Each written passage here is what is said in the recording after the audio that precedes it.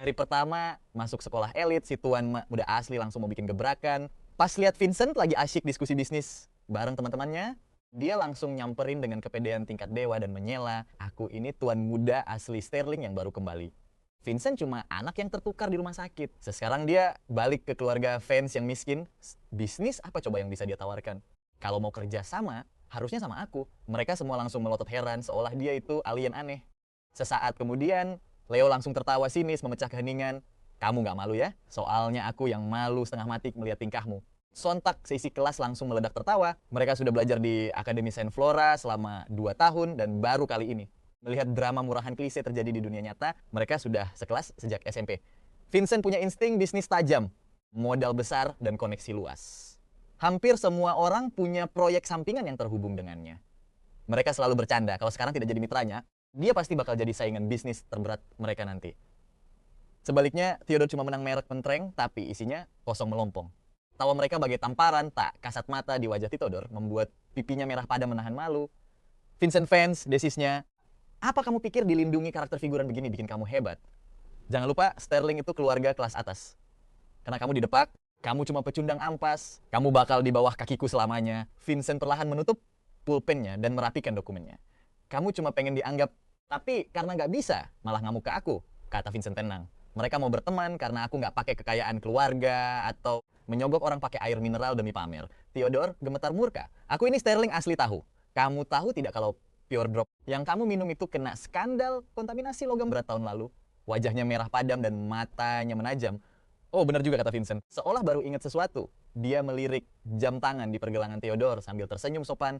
Jam yang kamu pakai itu model lama dari 2 tahun lalu. Keluarga Sterling kan tajir melintir. Lain kali kalau belanja ke butik resmi dong. Jangan sampai kena tipu. Sindiran telak itu bikin Theodore hilang kesabaran. Gelap mata karena murka, dia menyambar tumpukan dokumen di meja Vincent, lalu merobeknya sampai hancur sambil berteriak. Siswa teladan, apaan kamu? Gelandangan bangkrut kayak kamu pikir bisa membalikan keadaan. Sambil terengah-engah, dia menatap orang-orang di sekitarnya. Dan kalian semua, wahai kalian manusia otak udang, mending cepat bangun dan sadar diri. Aku ini satu-satunya pewaris keluarga Sterling. Menyinggungku sama saja menantang Sterling. Aku bisa bikin semua. Keluarga kalian bangkrut, cuma dengan jentikan jari. Semua orang tetap memasang wajah cuek, tidak marah ataupun kesal. Mereka malas menanggapi badut sirkus berjalan ini. Vincent menatap robekan kertas di lantai, lalu mengingatkannya dengan ramah, kalau bikin sampah, jangan lupa dibersihkan ya. Hal itu terasa seperti memukul kapas, membuat Theodore makin murka. Rasa malu bercampur emosi memuncak, hingga dia nekat mengangkat tangannya, mengarahkan tamparan keras ke wajah Vincent. Berani-beraninya kamu! Tangan Leo secepat kilat langsung mencengkeram erat pergelangan tangan Theodore. Mau ngapain kamu sebenarnya? Ada apa ribut-ribut di sini? Suara marah menggelegar dari pintu. Semua orang berbalik melihat wali kelas mereka, Ibu Diana, masuk dengan emosi dia. Menatap tajam kertas robek di lantai, lalu ke tangan Theodore yang masih ditahan Leo. Leo, lepaskan dia, perintahnya dingin. Leo pun melepas cengkeramannya. Ibu Diana mengalihkan tatapan marahnya ke Theodore. Saya tidak peduli latar belakangmu apa. Di Saint Flora kamu cuma siswa biasa. Ini tempat belajar, bukan panggung buat drama konyolmu. Fokus belajar. Nilai rata-rata kelas kita sudah yang paling bontot seangkatan, dan saya tidak mau ada yang bikin makin terpuruk lagi. Kena semprot begitu, Theodore memberikan tatapan tajam penuh dendam sebelum kabur dari kelas. Sore harinya adalah ujian berkuda dan golf. Ujian wajib awal semester untuk seluruh akademi. Vincent berdiri di dekat kandang, mengelus lembut bulu coklat kudanya. Windchaser, kamu kelihatan gagah hari ini. Leo menghampirinya, matanya melirik ke arah Theodore yang sedang memilih kuda tidak jauh dari sana. Ayo taruhan. Kira-kira dia bakal pilih yang mana? Vincent bahkan tidak mendongak. Asalkan bukan Shadow, aku tidak peduli. Tepat setelah itu, suara sombong Theodore terdengar. Aku mau kuda hitam ini. Wajah pelatih langsung pucat pasi. Murid Theodore, Shadow punya temperamen yang sangat liar. Dia sama sekali tidak cocok untuk pemula. Aku mau coba. Siapa tahu aku bisa menjinakkannya. Theodore menatap sombong kuda hitam gagah itu, membayangkan dirinya berkuda di lapangan. Bak Ksatria berbaju besi yang keren. Pelatih kembali membujuknya, tapi Vincent meletakkan sikat kudanya lalu menghampiri mereka. Shadow seolah mengenali Vincent dan mulai gelisah saat dia mendekat. Theodore, kalau mau menunggangi Shadow, mending hati-hati. Vincent memperingatkan sambil menjaga jarak aman demi kebaikan. Diam kamu, bentak Theodore dengan mata menyala murka. Siapa juga yang butuh kepura-puraanmu? Vincent mundur selangkah dan mempersilakannya dengan isyarat tangan. Ya sudah, kalau kamu mau menungganginya, silakan saja. Kilatan kemenangan muncul di mata Theodore. Dia buru-buru naik ke pelana. Tiba-tiba, Shadow meringkik keras, berdiri dengan kaki belakang, lalu meronta.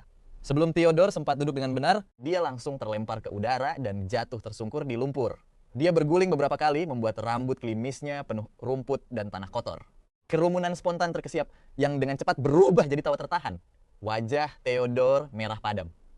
Dia menancapkan kuku jarinya ke telapak tangan sambil menatap Vincent. Matanya memancarkan dendam sebelum berubah memelas berkaca-caca. "Vincent, kamu sengaja kan bikin kuda ini melempar aku?" Vincent tidak menjawab. Dia hanya mendekat dan mengelus surai Shadow. Kuda liar itu langsung menundukkan kepala, menduselnya dengan manja. Perbedaan kontras ini benar-benar menggelikan. Wajah Theodore pucat pasi menahan malu. Dia buru-buru berdiri dengan suara yang gemetar menahan tangis. "Kalian semua merundungku karena aku anak baru. Lihat kan, begini kelakuan tuan muda palsu itu. Dia sudah mencuri 10 tahun hidupku." Tapi sekarang dia malah pakai skill berkudanya buat ngebully Vincent. "Gue udah peringatin, tapi lo tetap maksa." Jawab Vincent tenang. Satu angkatan juga tahu kalau Shadow itu punya Penelope Queen dari keluarga Queen. Dari kecil, kuda itu cuma mau ditunggangi Penelope dan Vincent. Setelah Vincent lulus, Shadow bakal dikirim balik ke peternakan pribadi Queen Group. Biarpun begitu, beberapa anak kelas lain kelihatan kasihan. Harry dari kelas 2 maju. "Vincent, jangan kelewatan. Theodore kan anak baru. Lo pasti nggak ngejelasin dengan bener." Vincent males banget. Dia langsung naik ke kudanya, ngasih isyarat kecil, dan membiarkan Winchester jalan santai ke lapangan terbuka. Jacob langsung muter bola matanya ke Harry. "Harry, baru tahun lalu lo ngemis ke Vincent buat bantu bokap lo kenalan sama relasi bisnis. Sekarang malah sok jadi pahlawan kesiangan." Harry langsung kicep, bingung mau ngebales apa. Tapi tiba-tiba Theodore ngusap air matanya sambil maksain senyum tegar. "Gak apa-apa, ini salah gue. Harusnya gue gak nyentuh barang-barang Vincent." Leo muter bola, matanya males banget. Dia langsung naik ke kudanya sambil ngedumel. Sumpah, kelakuan badut banget. Lalu ngikutin Vincent dari belakang. Vincent nahan temen-temennya biar gak usah ngebela dia lagi. Ujiannya mau mulai, simpen tenaga kalian. Tesnya di ada kelas. Murid dengan catatan. Berkuda terbaik maju duluan buat contoh. Vincent dapat giliran pertama, nunggangin Shadow, ngelewatin 6 rintangan tanpa celah, kelar dalam rekor 45 detik. Sementara Theodore baru pertama kali naik kuda langsung meluk tali kendali, ketakutan setengah mati. Mau dia teriak gimana pun kudanya ogah gerak sama sekali. Hasilnya 0 poin. Berikutnya ujian golf. Buat Vincent yang biasa main golf santai pas akhir pekan, tes. Ini sih gampang banget, tapi buat Theodore beda cerita. Dia ngayunin sticknya kenceng banget sampai kelempar jauh di lapangan. Kelas mereka kelar lebih cepet. Nggak mau buang waktu lama-lama. Mereka langsung ganti baju dan balik ke kelas. Di kelas, Theodore langsung buang topeng polosnya. Dia nyamperin meja Vincent dengan tatapan dingin. Dan langsung ngebanting botol termos minum milik Vincent dari atas meja. Botol termos mahal itu ngehantam lantai keras-keras sampai penyok seketika. "Ups, tangan gue kepeleset," kata Theodore sok kaget. Padahal matanya kelihatan puas banget ngeliat termos penyok itu. Padahal itu kado istimewa dari Penelope. Termos pintar dengan pengatur suhu itu sengaja dibeliin karena Penelope khawatir Vincent minum air dingin pas musim dingin. Vincent pelan-pelan mendongak, tatapannya dingin menusuk.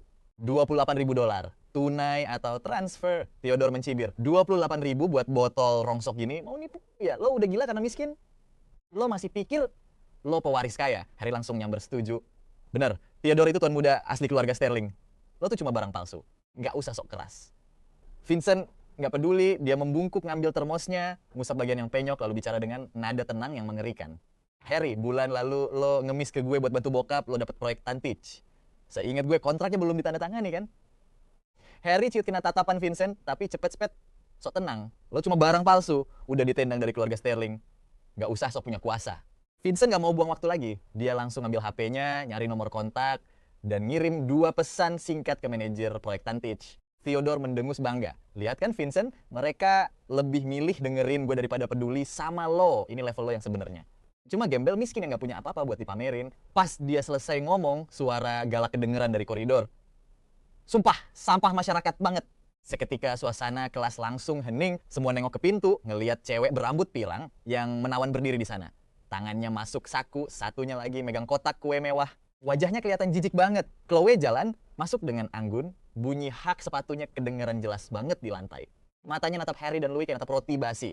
Dia ngebanting kotak kue itu ke meja Vincent. "Otak kalian tuh dari kardus bekas ya? Kalau hobi banget menggonggong, mending lo pergi jaga gerbang sekolah aja. Pasti becus banget. Lumayan kan dapat bayaran beneran." Pas ngeliat Theodore, rasa jijiknya makin jadi. Alisnya ngerut kenceng banget sampai kayak bisa ngegencet lalat. "Ngeliat muka lo bikin rusak feng shui gue. Kalau buta, mending berobat sana ke rumah sakit. Jangan bacot di sini bikin mood cowok gue rusak." Theodore yang kena mental gara-gara serangan verbal barusan, matanya langsung melotot dengan muka merah padam. Vincent cuma ketawa kecil dan santai ngebuka pita di kotak kue itu. Dia ngambil kue kacang merah lalu menggigitnya. Enak! Vincent natap Chloe dengan senyum penuh arti. Dari Minggu Fuang Try kan, kemarahan Chloe langsung berubah jadi manja yang dramatis. Tahu aja, gue bela-belain terbang ribuan mil cuman buat bawain ini khusus buat lo. Gue emang yang terbaik kan? Vincent mengangguk puas sambil bagi-bagi kue khas Haitan itu ke teman-temannya. Chloe balik badan, natap tajam 3 orang tadi, lalu bilang ke Vincent, Nona Queen lagi jalan ke sini. Gue sama dia mau ke ruang kepala sekolah buat ngetes santai. Sekalian mau ngasih tahu dia soal binatang liar baru yang menarik di sekolah ini. Theodore akhirnya sadar dari bengongnya, lalu ngebanting tangannya ke meja dengan keras. Shock, tahu banget, lo berani ngomong gitu ke gue. Leo melipat tangan sambil menyeringai. Suaranya nggak keras, tapi kedengaran jelas di kelas yang sepi itu. Desainer jenius Chloe, lulusan terbaik Senflora angkatan 2019. Anggota inti ikatan alumni. Theodore mencibir remeh. Ikatan alumni, cuma sekumpulan lulusan tua, nggak penting banget. Tapi wajah Harry seketika langsung pucat pasi. Dia akhirnya sadar kalau meskipun Vincent bukan lagi pewaris Sterling, orang-orang di belakang Vincent sama sekali bukan orang sembarangan. Gak, maaf banget. Harry terbata-bata sambil nyoba narik-narik lengan baju Chloe. Chloe langsung mundur setengah langkah kayak Harry itu bawa virus menular. Siapa kakak lo? Mending lo pasang antena wifi di kepala biar sadar diri posisi lo di mana sekarang. Setelah ngomong gitu, dia berbalik dan langsung jalan keluar kelas dengan sangat angkuh. Di lantai bawah, Chloe ketemu sama Penelope yang lagi buru-buru datang ke sana. Setelah ngobrol singkat, mereka berdua langsung jalan ke gedung administrasi. Di ruang kepala sekolah, bapak kepala sekolah berusia 50-an, lagi santai ngeteh. Brak! Pintunya ditendang sampai terbuka. Dia kaget teh panasnya tumpah ke lukisan baru yang dibelinya. Kalian berdua nggak tahu cara mengetuk pintu ya? Dia buru-buru naruh cangkirnya, sibuk ngelap air di kertas. Tapi pas dia dongak dan ngelihat 2 malaikat maut berdiri di depannya, dia langsung lupa soal lukisan itu. Chloe santai duduk di kursi depan mejanya sambil nyilangin kaki dengan elegan. Ketuk pintu, buat apa coba? Anak saya dibully di sekolahmu ini. Siapa yang sempat ketuk pintu? Sebelum kepala sekolah sempat mikir, Penelope yang berdiri di dekat pintu langsung menyahut. Sambil santai muter-muterin kunci mobilnya, langsung menyahut dengan sangat dingin. Sekolah ini melarang keras genggengan dan bully. Sahabat masa kecilku sekarang lagi diganggu. Kalau sekolah gak bisa beresin, aku sendiri yang bakal jebol pintu ini. Kepala sekolah langsung gebrak meja dan berdiri, sok masang muka pahlawan keadilan. Keterlaluan sekali. Tunggu di sini. Saya akan hukum para pembuat onar itu dan kasih jawaban yang memuaskan. Sementara itu, situasi di dalam kelas, Theodore masih nggak tahu apa-apa. Dia pikir alumni itu nggak ada apa-apanya. Dia pun noleh ke Harry yang lagi gemeteran lalu cemberut. Kenapa lu gemeteran? Dasar penakut. Karena pengen pamer kuasa ke yang lain, dia ngelihat Louis yang lagi mojok ketakutan. Sana ke kantin, beliin gua susu stroberi sekarang juga. Harus yang hangat ya? Cepat! Louis dengan bibir pucat cuma bisa nunduk dan buru-buru pergi. Sebelum pelajaran mulai, speaker sekolah tiba-tiba berbunyi nyaring. Mengumumkan sanksi keras buat Theodore, Louis, dan Harry, menegaskan kalau sekolah gak mentolerir aksi genggengan ataupun bully di lingkungan mereka. Mendengar pengumuman itu, Theodore langsung membeku. Kena sanksi di hari pertama sekolah, padahal dia tuan muda keluarga Sterling. Dihukum cuma gara-gara cangkir pecah. Apa semua orang di sekolah ini buta? Geng kecilnya hancur sebelum sempat terbentuk. Pas pulang sekolah, gerbang pun ramai luar biasa. Gerobak jajanan berjejer laris manis. Biarpun Senflora isinya anak-anak kaya, gak ada remaja yang bisa nolak godaan jajanan kaki lima. Di tengah keramaian, Vincent langsung melihat sosok mencolok Natalie Vance di sana. Kakak, sebuah suara memanggil bikin dia menoleh dan melihat Theodore berlari ke arah Natalie sambil tersenyum lebar, menghampiri Natalie. Melihat senyum ceria itu, hati Natalie tiba-tiba jadi campur aduk gak karuan. Dia teringat bagaimana di masa lalu, tiap kali dia nungguin adiknya pulang sekolah, Theodore selalu lari ke arahnya seperti ini. Dulu dia sangat memanjakan adiknya ini. Pas keluarga Vance pertama kali bangkrut, sebelum kenyataan pahit terasa, mereka masih sering naik bus bareng, bahkan jalan kaki kalau cuacanya lagi cerah. Bahagia itu sederhana, tapi hancurnya cepat sekali. Senyuman Theodore perlahan memudar, berganti jadi ekspresi jijik yang tampak sangat menyebalkan. Aku ogah desak-desakan di bus lagi. Aku benci bau asem ini. Gendong aku pulang sekarang kalau nggak bisa gendong. Kenapa nggak beli sepeda aja sih? Kalau nggak punya duit, sana kerja paruh waktu. Akhirnya dia ngebuang boneka rakun kesayangannya dan ninggalin kakak terbaik yang pernah dia puja dulu. Natalie menahan napas, mencoba meredam emosinya yang meluap. Dia bingung harus bersikap seperti apa di depan Theodore sekarang. Sementara adiknya yang nggak peka itu malah tersenyum manis. Aku kangen masa kita sekolah bareng dulu, sayang banget. Aku pindah ke Senflora. Teman-teman sekelas nggak ada yang suka sama aku. Mereka cuma mau main sama Vincent. Senyumnya hilang, matanya mulai memerah, sengaja banget ngebuat Vincent kelihatan kayak dalang yang ngejauhin dia. Natalie langsung paham maksud tuduhan terselubung itu. Mengingat interaksinya dengan Vincent beberapa hari terakhir, dia pun langsung nyeletuk. Vincent bukan orang yang kayak gitu. Muka Theodore langsung kaku. Dia pikir begitu Vincent keluar dari kemewahan Sterling dan pindah ke apartemen sempit, fans. Sifat manjanya bakal langsung kelihatan. Tapi nyatanya, Natalie malah punya kesan yang sangat baik tentang Vincent. Seolah baru beberapa hari saja, dia sudah melupakan adiknya yang sudah bersama selama 17 tahun. Gak tahu ya kalau tuan muda Sterling suka ngaku-ngaku punya kakak. Mendengar pembelaan Natalie, Vincent tersenyum sinis sambil jalan mendekat. Atau lu cuma hobi ngerebut kakak orang lain? Melihat Vincent datang, Natalie kelihatan sangat lega dan tersenyum lembut, bahkan gak sudi ngeliat Theodore lagi. Ayo naik, kita pulang. Bibir Vincent melengkung tersenyum tipis, lalu dia langsung naik ke boncengan sepeda. Jalan. Melihat mereka pergi, rasa cemburu yang membakar langsung menyelimuti mata Theodore. Mereka tertawa begitu bahagia. Padahal harusnya kebahagiaan itu adalah miliknya. Rumah kediaman Sterling, sebuah villa megah 3 lantai bergaya Eropa berdiri kokoh di lereng bukit. Cahaya matahari terbenam menyinari dinding marmer putih, memberikan kilau keemasan yang indah. Theodore berdiri di depan gerbang besi, menatap simbol kekayaan mutlak itu. Rasa kesalnya seketika langsung menguap. Dia tersenyum sombong lalu melangkah masuk. Ngapain bengong di situ? Sana buatin teh, teriaknya dengan sangat angkuh kepada para pelayan di sana.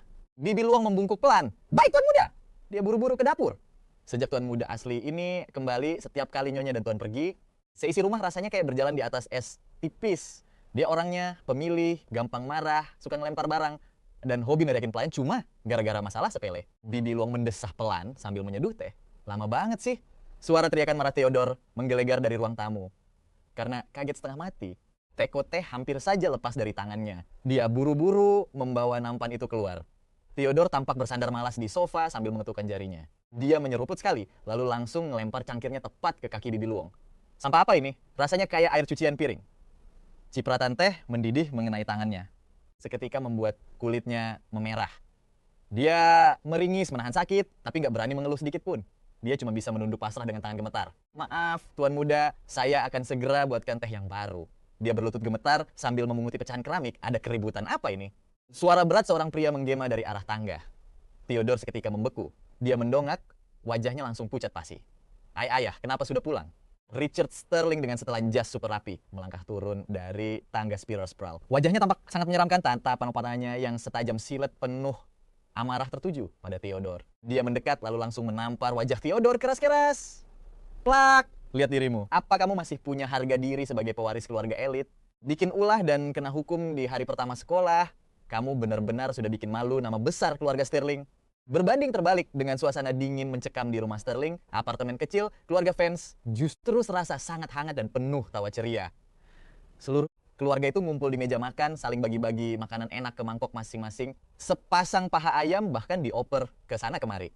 Anak-anak makan paha, yang dewasa makan sayap atau bagian tengah. Susan tertawa menaruh sayap di mangkok Natalie sambil memberikan paha ayam ke Mia dan Vincent.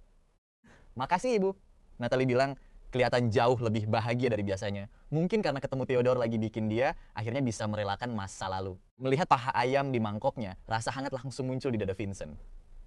Keluarga Sterling dulu gila tata krama banget. Di meja makan, jarak kursi harus 1 meter. Nggak boleh bicara bersuara pas ngunyah, apalagi saling ngambilin makanan.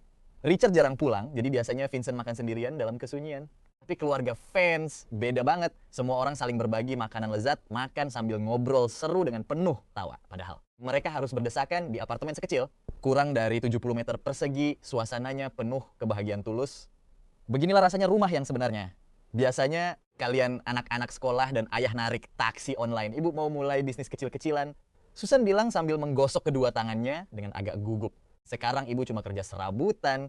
Bos bilang ibu bisa beli mainan grosiran buat dijual nanti. Rencananya sih mau buka lapak dekat sekolah dasar. Dia kelihatan agak malu-malu saat mengatakannya. Ibu gak punya pengalaman, gak tahu bakal berhasil apa gak? Gimana kalau malah rugi? Sebelum menikah, Susan adalah gadis manja yang cuma melakukan pekerjaan rumah tangga ringan. Setelah menikah dengan Arthur yang waktu itu cukup sukses, dia jadi ibu rumah tangga penuh waktu. Intinya, dia belum pernah kerja keras buat cari nafkah di luar sana. Setelah bangkrut, dia berniat cari kerjaan untuk meringankan beban keluarga. Tapi Theodore malah terus-menerus mengeluh kalau rumah butuh orang untuk mengurusnya, menyuruhnya tinggal di rumah saja dan jadi ibu rumah tangga yang santai. Padahal aslinya pekerjaan itu sama sekali gak santai. Mencuci, memasak, membersihkan rumah, semuanya kerja fisik yang berat. Tapi dia setuju demi memastikan anak-anak dapat makanan hangat sepulang sekolah. Sekarang setelah ada Vincent, seluruh keluarga tampak sangat termotivasi. Dia juga ingin ikut bantu. Itu bagus banget ibu. Natalie langsung mendukungnya. Melakukan pekerjaan rumah seharian tanpa ada teman ngobrol pasti membosankan sekali. Pergi keluar dan berjualan itu bagus. Mau dapat banyak uang atau tidak, anggap saja itu cara untuk santai. Vincent pun menyetujui usul tersebut. Arthur meletakkan sumpitnya dan menggenggam tangan istrinya. Kamu sudah sangat menderita beberapa tahun terakhir ini. Kamu belum sempat melakukan hal yang benar-benar kamu sukai. Semua orang ingin merasa bernilai. Kalau mau coba bisnis, lakukan saja. Seluruh keluarga pasti mendukungmu. Susan akhirnya bisa menghela napas lega. Dia menatap Vincent karena anak itu belum bicara. Vincent, bagaimana menurutmu? Vincent berpikir sejenak. Jualan mainan butuh stok berbagai macam barang, modal awalnya pasti lumayan besar. Uang jajan anak sekolah dasar itu terbatas. Jadi perputaran modalnya lambat. Karena ibu mengincar area dekat sekolah. Saat jam pulang, gerobak, sarapan, dan jajanan biasanya laris manis banget. Ibu bisa coba jual makanan, SMA 1 dan SMA 4 Saint Flora ada di area itu. Ramai orang lalu lalang, jadi nggak bakal kekurangan pelanggan. Tapi jualan sarapan itu berat. Ibu harus bangun pagi-pagi sekali buat persiapan. Intinya, Vincent sangat mendukung ide bisnis ini. Vincent menyimpulkan, Susan tersenyum lebar, merasa sangat lega, kerja keras tidak masalah, tapi ibu hanya bisa masak makanan rumah biasa. Ibu nggak bisa bikin makanan yang mewah. Percaya diri dong ibu. Masakan ibu lebih enak daripada banyak restoran. Vincent menyemangatinya, kita tidak perlu menjual makanan yang terlalu mewah. Buat saja makanan enak yang mengenyangkan. Jualan sarapan pasti laku keras. Mengenai apa yang harus dijual, Vincent tidak bisa memberi rekomendasi spesifik karena sudah terlalu banyak gerobak. Vincent sendiri belum pernah jajan di gerobak kaki lima. Sebagai pewaris keluarga Sterling, dia dulu menjalani diet yang sangat ketat. Keluarga Sterling percaya jajanan jalanan itu kelas rendah dan bisa merusak citranya. Bertahun-tahun lamanya, Vincent hampir kehilangan nafsu makan. Keluarga itu bahkan terus berganti koki utama. Tapi bukan makanan yang merusak nafsu makannya, melainkan suasana rumah Sterling yang dingin dan mencekam. Bagaimana kalau mencoba bola nasi buatan sendiri seperti di McDonald's? Usul Vincent. Bahan-bahannya simple dan gampang dibuat. Dia dulu sering membelinya pas masih sekolah menengah pertama. Rasanya enak banget. Dan dia jarang melihat ada yang menjualnya di sekitar gerbang sekolah belakangan ini. Ibu pasti dapat banyak pelanggan. Natalie memikirkannya. Itu ide bagus. Arthur dan Susan setuju kalau ide itu sangat layak untuk dicoba. Besok ibu bakal beli bahan-bahannya lalu mencoba membuatnya. Susan makin bersemangat dari biasanya. Pastikan kami mencobanya dulu ya. Tambah Arthur menyoroti masalah utama. Kalau mau jualan bola nasi, apa butuh gerobak dorong khusus? Pedagang kaki lima biasanya punya gerobak yang didesain khusus buat jualan mereka. Natalie mengangguk. Lapak bola nasi yang dia lihat memakai wadah pengukus agar tetap hangat, tapi mereka bisa menggantinya dengan tong kayu yang dilapisi kain tebal agar panasnya tahan lebih lama. Arthur menepuk pahanya, deal. Besok dia akan tanya ke teman-teman sesama sopir, apakah ada yang mau menjual gerobak bekas mereka. Sekarang mari kita rencanakan varian rasanya agar ibu bisa belanja besok. Natalie langsung merapikan meja dan mengambil kertas. Seluruh keluarga bertukar pikiran, sesekali tertawa lepas mendengar usul yang konyol. Vincent takjub melihat betapa tegasnya mereka. Mereka benar-benar orang yang gesit bertindak. Baru saja mengusulkan ide bisnis, mereka sudah langsung merencanakan logistik dan strategi pasar. Saat tidak punya banyak beban, orang akan jauh lebih berani mencoba. Terbawa oleh suasana hangat itu dan menyadari bahwa sekarang dia adalah bagian dari keluarga ini, Vincent pun mengangkat tangannya. Serahkan urusan gerobak pada aku, ruangan tiba-tiba langsung hening. Semua orang menatap Vincent, membuatnya merasa agak canggung. Arthur mengernyitkan dahi. Vincent, ayah tahu kamu tinggal dengan keluarga Sterling bertahun-tahun dan punya tabungan. Kita mendiskusikan masalah keluarga bersama, tapi tidak meminta anak keluar uang. Kamu sudah membantu renovasi apartemen, tapi ayah akan membayar kembali semua furnitur baru yang kamu beli. Vincent mengatupkan bibirnya. Itu adalah perasaan yang aneh. Karena belum pernah merasakan kasih sayang keluarga yang tulus. Dia merasa agak asing dengannya. Setelah hening beberapa detik, Vincent pun menjelaskan, bukan seperti itu. Vincent punya teman sekelas yang keluarganya punya bisnis manufaktur stainless steel. Dia cuma mau tanya apa ada gerobak sisa pabrik yang murah demi menghemat biaya. Baru setelah itu Arthur setuju. Menyebut Chloe mengingatkan Vincent untuk memberitahu mereka bahwa dia akan membawa kru renovasi besok. Supaya Susan tidak kaget nanti. Mereka mengobrol sampai lewat jam 11 malam. Karena anak-anak harus sekolah besok, mereka menyudahi perencanaan malam itu dan bergantian mandi. Sambil rebahan di kamarnya, Vincent lagi meriksa tagihan dari Chloe. Desainer genius itu emang nggak pernah gagal. Total biaya buat bahan berkualitas tinggi dan furniturnya mencapai $21.800. Biaya tukangnya gratis, kayaknya pakai kru sendiri. Chloe emang nggak percaya kontraktor luar karena mereka suka asal-asalan dan potong kompas. Buat desain kelas atas, satu kesalahan kecil bisa ngerusak segalanya. Makanya dia pakai kru andalan sendiri. Biasanya tarif premium kru itu dibebankan ke klien, tapi buat Vincent digratisin dong. Chloe ini emang ceplos-ceplos, galak, nggak pernah kalah debat, tapi loyalnya nggak main-main. Tiap kali dia ngamuk ke orang, pasti tidak ada alasannya. Biasanya karena si klien seleranya ampas atau emang lawan bicaranya yang so asik dan ngeselin. Vincent langsung transfer nominal pasnya. Sedetik kemudian HP-nya ketar, pesan dari Chloe, kamu belum tidur? Bagus. Kayaknya si Theodore beneran udah gila. Masa dia telepon cuma buat ngatain aku rakyat celata kelas teri. Ya ampun, dapat dari mana sih sifat sombongnya itu? Dinasti King aja udah lama runtuh. Tapi dia masih aja ngebeda-bedain kasta orang. Dia bahkan berani ngancem pakai nama keluarga Sterling. Bilang kalau aku nggak mau bikinin desain buat dia, artinya nggak ngehormatin keluarganya dan bakal di blacklist. Baca pesan Chloe, Vincent ketawa, ngakak sampai hampir tersedak. Rasanya pengen ngirimin ekskavator buat ngeruk isi otaknya yang kosong. Bahkan kalau keluarga Sterling itu bangsawan, Richard dan Beatrice pasti udah gila kalau sampai nge-blacklist aku demi si idiot itu. Tapi kocaknya, dia baru aja kelar tantrum dan aku malah dapet undangan ke pesta penyambutannya. Apa aku dateng aja terus gampar mukanya? Selain agak berisik, Chloe emang sahabat yang luar biasa. Vincent baca chat terakhirnya dan mau bales ke kanak-kanakan. Tapi dia sadar kalau dia pun sama aja. Vince, kamu wajib datang. Acara komedi sekeren ini kudu kamu live stream buat aku. Di gerbang sekolah, Vincent ketemu Luna. Ngomongin soal undangan pesta itu, Leo langsung merangkul pundak Vincent. Gayanya sok pahlawan, tapi mukanya kelihatan seneng banget lihat penderitaan Theodore. Kamu nggak berencana buat ngerusuh di pestanya kan? Itu kan keluarga Sterling asli. Kalau sampai nyinggung mereka, ortumu bisa biasa ngulitin kamu hidup-hidup. Mereka sih bisa aja terang-terangan benci sama Theodore karena perebutan warisan itu cuma urusan dua tuan muda. Si Theodore mah cuma bidak buat pernikahan bisnis, orang nggak guna. Tapi kalau nyinggung keluarga Sterlingnya, langsung beda cerita. Mereka punya pengaruh kuat di politik dan bisnis. Kekuasaan mereka nggak bisa diremehkan. Bikin kekacauan di pesta resmi mereka itu provokasi terang-terangan, nggak ada untungnya. Leo paham betul soal ini. Ngapain repot? Emang belum dengar kabarnya? Dua anak perempuan Sterling bakal pulang. Serius? Luna natap Vincent kaget nunggu konfirmasi. Vincent diam sejenak lalu senyum tipis. Mana aku tahu, aku kan cuma murid miskin yang bangkrut sekarang. Info kalian jelas lebih paten, bangkrut tapi gayanya masih kayak Grand Duke, goda Luna sambil naikin alis. Ada yang manggil Vincent, dia langsung berhenti dan noleh. Seorang cowok dengan seragam sekolah yang kancing atasnya sengaja dibuka, kelihatan gaya banget, berjalan mendekat.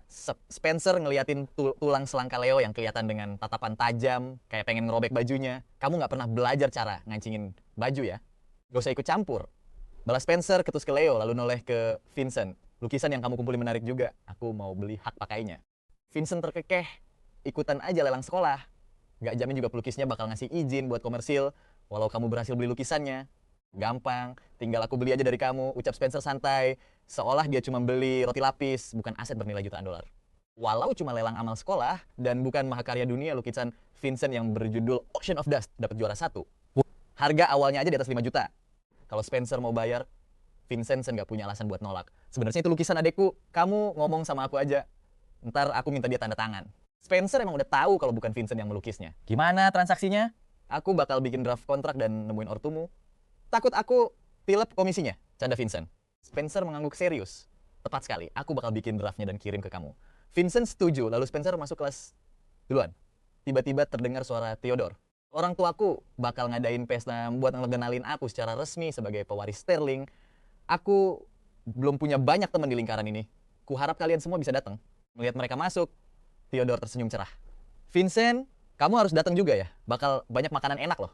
Kalau kamu nggak punya setelan jas, aku bisa pinjemin. Ortuku beliin banyak banget jas baru buatku. Pilih aja mana yang kamu suka. Leo mutar bola matanya, sesaking malasnya mendengarnya. Alah, sudahlah. Jasmu itu cuma muat di badan anehmu aja. Tuan muda Vincent nggak sudi pakai sampah bekas dan dia juga nggak butuh prasmanan gratisanmu. Vincent menyeringai puas. Setiap kali berhadapan dengan Theodore, Vincent selalu merasakan pembelaan luar biasa dari teman-temannya. Walau tanpa gelar Sterling, dia tetap punya orang-orang yang melindunginya. Saking malasnya ngelihat Theodore, Vincent berjalan ke mejanya dan berkata datar, kayaknya pelatih etikamu kurang profesional deh. Apa dia nggak ngajarin? kalau undangan itu harus dikirim minimal seminggu sebelum acara. Ngajak lisan mepet gini kesannya nggak tulus dan nggak sopan. Vincent menggantung tasnya di meja. Duduk lalu menatap tajam mata Theodore. Atau kamu sengaja mau ngehina aku? Tentu aja nggak, sangkal Theodore dengan cepat sambil meremas jari-jarinya berlagak seperti korban.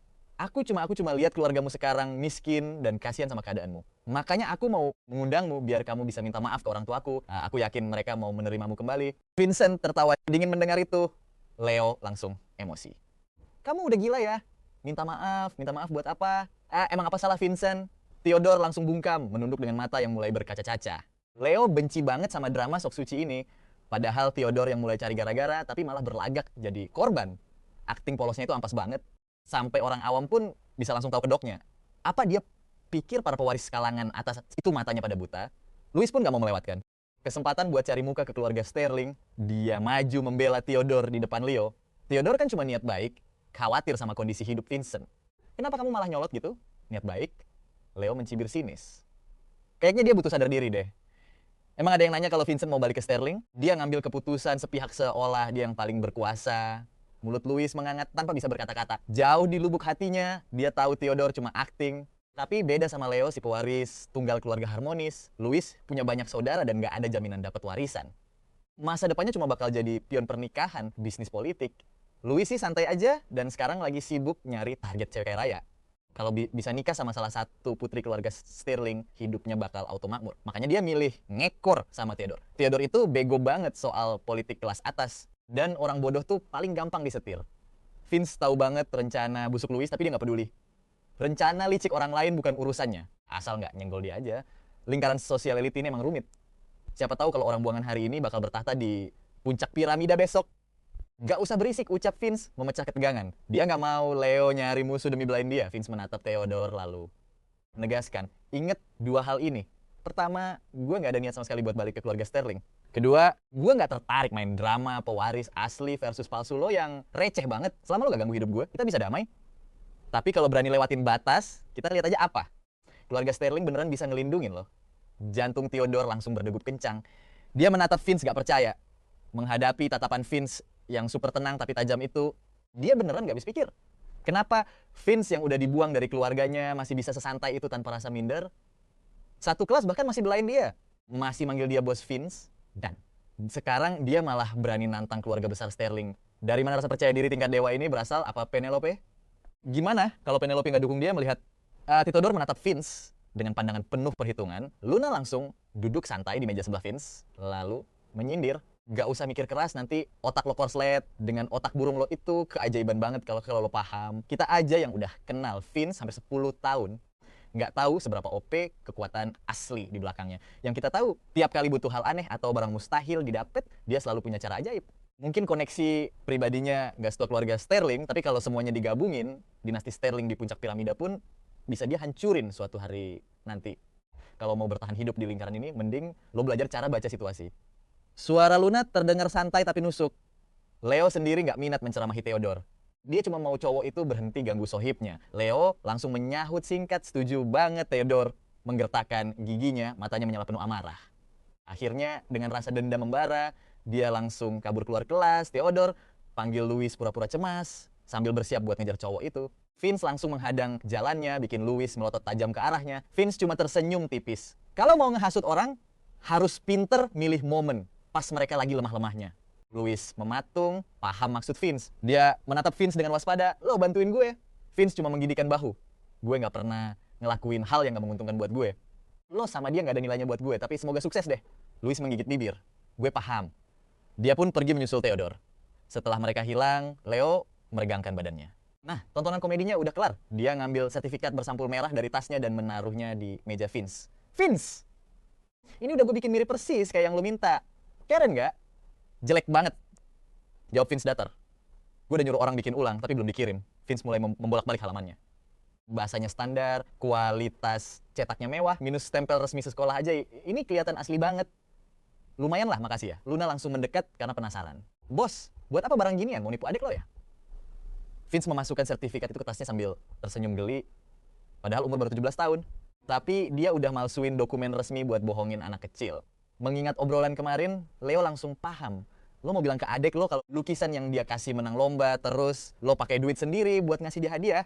Vince mengangguk jujur, gue bakal ngasih $5.000. Pakai $5.000 buat beli reputasi bagus. Ini transaksi yang sangat menguntungkan. Mulut Luna langsung berkedut. Jadi lo gak bakal ngasih tahu keluarga fans soal uang hadiah aslinya. Gak perlu, gue bakal bilang itu emang uang hadiahnya. Dengan ngasih uang itu narasinya berubah. Bukan gue manfaatin adik gue demi ketenaran, tapi gue menghargai bakatnya dan gak mau itu sia-sia. Walau pialanya tertulis atas nama gue, ngasih uang itu ngebuktiin gue gak nyuri hasil kerjanya. Vince menjelaskan semuanya. Hal itu dengan sangat santai seolah lagi baca ramalan cuaca. Dia beneran gak ngerasa ada yang salah dengan logikanya. Leo terdiam, membatin kalau Vince emang didikan Sterling sejati. Kowok itu cuma mikirin untung rugi bisnis tanpa pakai emosi sama sekali. Tapi ya wajar sih Vince temenan sama mereka karena seumuran dan udah ngebangun pertemanan mereka bertahun-tahun. Bagi Vince, keluarga fans itu orang asing yang kebetulan sekandung aja. Berapa lama lo berencana tinggal bareng keluarga fans? Tanya Leo. Dengan sifat dan skill dewa miliknya, keluar dari keluarga Sterling artinya Vince pasti bakal mandiri dan sukses besar. Bertahan bareng keluarga fans pasti karena dia punya rencana rahasia. Tapi dia jelas gak bakal selamanya di sana. Entahlah, jawab Vince santai, masih di bawah umur, emang bikin repot. Apartemen keluarga fans cuma tempat singgah sampai dia berumur 18 tahun. Habis itu dia bisa pisah kaki secara hukum dan hidup mandiri. Soal masa depan, belum ada yang pasti. Vince gak pernah ngebantu keluarga fans murni karena kebaikan hatinya. Contohnya pas dia bawa Mia buat magang ke Master Owen. Itu karena si Mia punya bakat langka dan Master Owen emang lagi nyari murid. Kalau syarat itu gak terpenuhi, Vince gak bakal sudi repot. Sisa hal yang dia lakuin cuma demi kenyamanan hidupnya sendiri. Vince udah biasa hidup mewah, dia nggak mau menderita di apartemen sempit, kumuh, dan kurang tidur selama setahun penuh. Ditambah lagi dia mau mastiin pas pergi nanti dia nggak punya utang budi apa-apa ke keluarga fans. Berdiri di balkon lantai 5. Louis menatap ke bawah dan melihat Theodore nasangis sesenggukan di balik taman batu. Kelihatan menyedihkan banget. Louis nunggu sekitar 20 menit sebelum perlahan turun menemui cowok itu. Pas udah deket, dia sengaja ngacak-ngacak rambutnya dan lari di tempat dia ngos-ngosan. Pura-pura panik, habis nyari kemana-mana.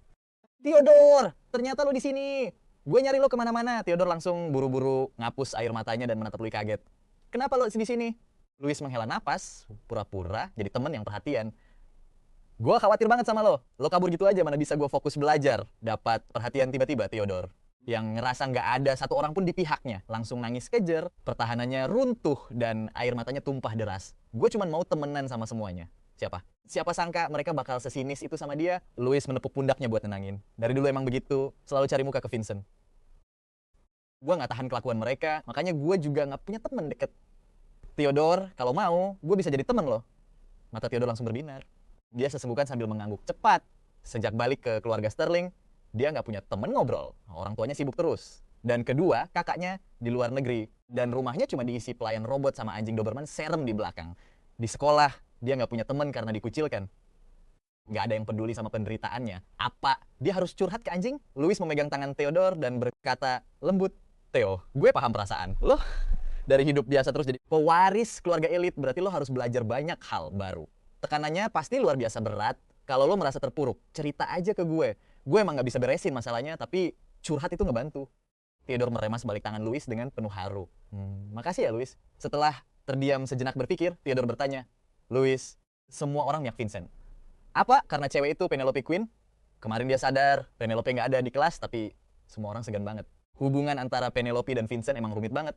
Apa? Satu-satunya alasan Vincent tetap punya pengaruh di kelas meski udah kehilangan gelar Sterling adalah karena hubungan dekatnya dengan cewek itu.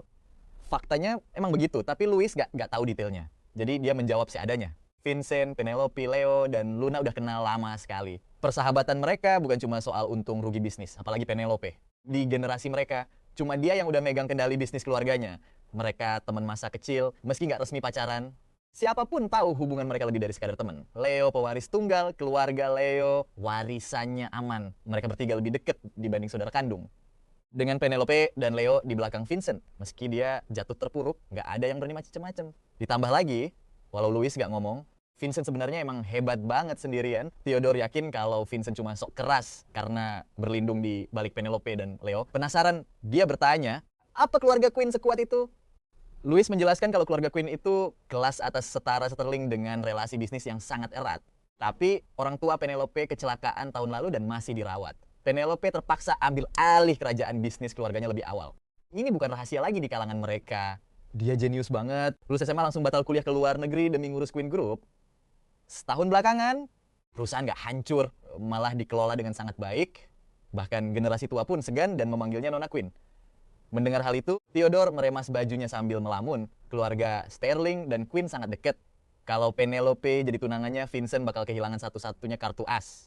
Di apartemen keluarga Vance, Susan lagi uji coba resep bola nasinya hari ini. Dia butuh beli banyak bahan. Arthur sampai rela bolos. Narik taksi si online buat bantu di rumah. Pas buka pintu dan ketemu Chloe, dia inget omongan anaknya soal desainer yang bawa kru. Dia langsung minggir dengan sopan, desainer Chloe, silakan masuk. Chloe melangkah masuk dan menyapa ramah, halo Pak Vance. Melihat sosok yang sibuk di dapur, dia langsung menyapa, halo Bu Vance. Saya temannya Vincent, datang bawa kru buat renovasi apartemen ini. Semoga kami nggak mengganggu. Susan buru-buru cuci tangan dan keluar. Nggak sama sekali, malah kami yang harusnya makasih. Silakan duduk minum teh, barang kami belum selesai dikemas. Chloe langsung mengibaskan tangannya santai. Oh, jangan khawatir. Vincent bilang furnitur lama yang nggak kepake biar diangkut sama anak buah saya. Buat dibawa ke toko barang bekas, ibu cukup kemas pakaian dan barang pribadi aja. Kalau ada furnitur yang mau disimpan, bilang aja biar dipindahin sama mereka. Arthur dan Susan saling pandang kaget. Maksudnya gimana? Tanya Arthur. Chloe malah heran. Emang Vincent nggak bilang? Dia minta saya desain ulang semuanya dan beli furnitur baru. Arthur shock. Ganti semua? Berapa biayanya itu? Susan menarik lengan suaminya agar tidak banyak pikiran. Karena semua sudah dibeli, jangan sampai kita menghambat kerjaan Chloe. Dia lalu melepas celemek, menaruhnya di meja, dan menatap Chloe ramah. Taruh aja furnitur lamanya di bawah, nggak usah repot diangkut. Nggak apa-apa, santai aja. Kami bawa truk besar kok, gampang itu. Kalau nggak, kalian harus sewa orang buat mindahin semua ini. Ucap Chloe tegas dan cekatan. Susan menggosok tangannya. Kalau gitu, kami kemas kamar utama dulu, barangnya dikit. Mereka mulai berkemas, lagi kru bekerja. Chloe langsung masuk mode supervisor penuh. Lu masang wallpaper, pakai mata nggak sih? Lihat celah itu. Mau bikin jalan tol buat semut? Nggak lihat dindingnya lagi ngelupas? Bersihin dulu. Memangnya mau nanam kebun di dalam situ sampai tumbuh subur? Kusen jendela sama pintu harus presisi banget. Kalau sampai miring, bakal gue copot dan suruh pasang ulang. Di kamar, Arthur dan Susan denger amukan itu sampai merinding. Mereka langsung berkemas makin cepet. Julukan Decizer bermulut pedas emang bukan isapan jempol buat Chloe. Arthur bantu kru. Susan memindahkan kardus-kardus ke ruang tamu. Lalu balik ke dapur buat bikin teh dan lanjut bola nasi. Dia tuang tehnya dan bawa keluar. Chloe masih ngoceh sambil tolak pinggang. Tapi begitu mendengar Susan mendekat, amarahnya langsung reda seketika. Dia langsung berbalik dan menerima cangkir itu dengan kedua tangannya. Makasih Bu Vance. Jangan sungkan, kan udah temenan lama sama Vincent. Panggil tante aja. Melihat gadis galak ini sebenarnya sangat sopan dan asyik, Susan mencoba menawarkan, tante rencana mau jualan bola nasi. Hari ini lagi uji coba resepnya. Belum bikin makan siang. Kalau lapar mau coba? Mau banget. Chloe emang gak jaim dan ngaku lapar. Susan tersenyum lalu melirik kru. Apa mereka suruh istirahat dulu? Ramai gini. Semoga gak ngerepotin. Gak masalah sama sekali, sahut Chloe. Saya sengaja bawa kru tambahan biar pekerjaannya cepet beres, kata Chloe. Dia lalu menyuruh krunya istirahat makan minum dulu sebelum lanjut. Susan pun bergegas mengeluarkan sepiring bola nasi belah dua biar isinya kelihatan sambil minta review. Bahannya seger banget, puji Chloe sebelum sempet menggigitnya. Kelihatan jelas banget kok. Baunya juga enak parah. Di luar sana semua orang pakai bahan bekuan, jarang ada yang pakai bahan segar kayak Bibi. Pas nyobain, dia langsung kasih jempol. Enak parah. Pujian setinggi langit ini bikin Susan senang banget. Para kru juga ikutan muji masakannya. Mereka makan sampai kenyang sambil tersenyum sebelum lanjut kerja. Susan mengajak Chloe duduk minum teh setelah sadar sang desainer kayak lagi kepikiran sesuatu. Chloe, gimana kamu bisa kenal Vincent? Tanya Susan malu-malu. Kita ketemu di perjamuan umur. Kita mirip dan langsung cocok. Sudah sekitar 10 tahun sekarang. Susan mengangguk canggung. Vincent sudah balik sekitar 4 atau 5 hari, tapi dia selalu terasa asing. Kami tidak tahu gaya hidup, kebiasaan, atau hobinya. Bisa ceritakan lebih banyak tentang dia? Chloe paham. Vincent mungkin tinggal bersama keluarga Vance demi rencananya sendiri. Tapi keluarga Vance tulus menganggapnya sebagai anak sendiri. Vincent tumbuh tanpa kehangatan keluarga hingga jadi dingin dan cuek. Susan dan Arthur ingin dia membaur agar bisa lebih menyayanginya. Itulah kenapa mereka bertanya padanya. Chloe menghela napas, merasakan ketulusan keluarga Vance. Dulu dia khawatir Vincent bakal menderita tinggal di sini. Tapi sekarang dia berharap Vincent bisa merasakan kehangatan keluarga yang sebenarnya. Dia mulai bercerita. Di kediaman Sterling, orang tua angkatnya sama sekali tidak peduli padanya. Dia dibesarkan bersama 2 kakak perempuannya. Tapi lingkungannya sangat tidak sehat. Isinya cuma adu domba dan kompetisi yang kejam. Tumbuh tanpa kasih sayang keluarga bikin Vincent jadi dingin dan kaku. Dia punya teman dan cinta pertamanya. Tapi cinta itu tidak bisa mengisi kekosongan keluarganya. Saat pertama kali bertemu, dia anak yang ceria dan cerdas. Perlahan, dia berubah jadi sangat tenang dengan kedewasaan yang melampaui usianya. Tapi dia kehilangan masa kecil yang seharusnya. Rumah Sterling bukanlah rumah. Tempat itu sedingin pabrik, tanpa kehangatan ataupun pertengkaran kecil keluarga biasa. Ketiga anak itu dididik jadi sangat berbakat, tapi tidak ada yang normal. Hati Susan hancur tahu anaknya tidak pernah disayangi di rumah Sterling. Dia mengira Vincent tumbuh manja dan bahagia, dan sikap dinginnya. Karena tidak bisa adaptasi dengan kemiskinan mereka, sekarang dia tahu dia dingin karena kurang kasih sayang. Apa makanan kesukaan Vincent? Tanyanya. Chloe menggeleng. Aku kurang tahu. Kudengar keluarga Sterling ganti koki 2 kali setahun. Tidak ada yang bertahan lebih dari 6 bulan. Sore itu sepulang sekolah, Natalie dan Vincent jalan menyusuri rute sekolah dasar kedua sementara Mia menyusul. Begitu masuk kompleks apartemen, tetangga menyapa Natalie dan bertanya santai. Natalie, keluargamu mendadak kaya ya? Kok ganti semua furnitur? Natalie langsung shock. Dia langsung melirik ke arah Vincent. Bukankah kita cuma mau menata ulang dan menambah meja? Kenapa malah diganti semua? Vincent mengerjap dengan wajah datar. Oh, Chloe itu perfeksionis. Dia kenal banyak orang di industri furnitur jadi biayanya murah. Vincent dengan santai melempar tanggung jawab ke Chloe. Pada saat yang sama, Chloe yang lagi marahin kontraktor tiba-tiba bersin keras. Haciu, apa berdebu banget di sini? Pakai masker dong. Mereka bertiga lalu melangkah masuk apartemen. Para pekerja sedang membersihkan sampah di ruang tamu. Mereka sudah mengganti kabinet dapur dan wastafel. Natalie dan Mia langsung melongo heran. Di dekat pintu ada rak sepatu ramping yang baru. Kelihatannya sempit banget, tapi pas dibuka, raknya miring, jadi hemat tempat parah. Biar kecil, rak itu muat semua sepatu mereka. Nggak ada lagi drama numpuk sepatu di bawah kasur. Dinding usang sekarang dilapisi wallpaper, krem elegan. Sofa kain lama diganti sofa teknologi antinoda yang modern dan meja kaca minimalis. Meja sudut milik Small tetap ada, tapi sekarang dihiasi vas bunga anyelir segar. Tirai gulung lama hilang, diganti tirai vertikal putih, bersih, di bawah cahaya hangat. Kalian sudah balik? Chloe keluar dari kamar tamu dengan wajah bersemangat saat melihat Vincent. Dia langsung menariknya. Lihat ruang tamunya, dijamin kamu bakal suka. Natalie dan Mia menyusul, tidak sabar melihat perubahan kamar mereka. Begitu melihatnya, mata mereka langsung membelalak takjub. Kamarnya bertema biru laut yang segar dan menenangkan. Chloe menyisakan sekitar 1 meter persegi lantai biasa dekat pintu. Sisanya ditinggikan menjadi panggung tatami kayu dengan penyimpanan terintegrasi. Tanpa lemari besar, kamarnya terasa luas banget. Masih pakai ranjang tingkat, tapi versi modern. Ranjang atas dipasang horizontal, sedangkan bawahnya kasur tebal vertikal di atas panggung kayu. Di sampingnya ada tangga yang aman dan kokoh menuju ke atas, menggantikan tangga lama yang bahaya. Setiap anak tangga berfungsi sebagai laci buku dan pajangan. Di sudut seberang ada meja belajar kustom yang besar agar mereka berdua bisa belajar dengan leluasa. Kamar sempit kini disulap jadi sangat luas, indah dan sangat fungsional. Dia benar-benar layak disebut desainer interior kelas dunia. Laci-laci di bawah tangga ini bisa dilepas untuk dijadikan rak buku terbuka, tunjuk Chloe sambil menarik laci bawah. Dia mengetuk permukaan meja kayu, lalu menatap Mia. Mia, kakakmu bilang kamu suka melukis. Bahan ini benar-benar tahan cat minyak. Sekali usap langsung bersih. Gak perlu khawatir kena noda. Mata Mia berbinar cerah bagai bintang. Terima kasih Kak Chloe. Aku punya meja sendiri sekarang dan bisa melukis sepuasnya. Melihat senyum manis anak itu, Chloe merasakan kebanggaan yang luar biasa. Dia mengacak rambut Mia, lalu menoleh ke Vincent dengan tatapan bangga. Jadi, Tuan muda, apa kamu puas? Dia mendekat memamerkan mahakaryanya. Seluruh apartemen ini tanpa biaya desain dan bahannya saja habis lebih dari $50.000. Kalau bukan karena dia minta bantuan teman-temannya, kamu nggak bakal dapat harga $20.000. Vincent tersenyum tipis dan menepuk pundaknya. Seperti yang diduga dari desainer hebat, Chloe. Selera kelas atas dan koneksi luar biasa. Orang lain pasti sudah mengacaukannya. Pujian setinggi langit. Chloe mengangkat dagunya dengan bangga. Kalau kamu nggak kasih anggaran sekecil ini, aku bakal hancurin ubin lantai dan ganti panel kayu. Kamu lebih ribet dibanding aku, kekeh Vincent. Kapan-kapan aku traktir makan ya? Chloe mengibaskan tangan. Nggak usah. Kudengar Arjas baru merilis keyboard mechanical seri Moonlight 98 terbaru.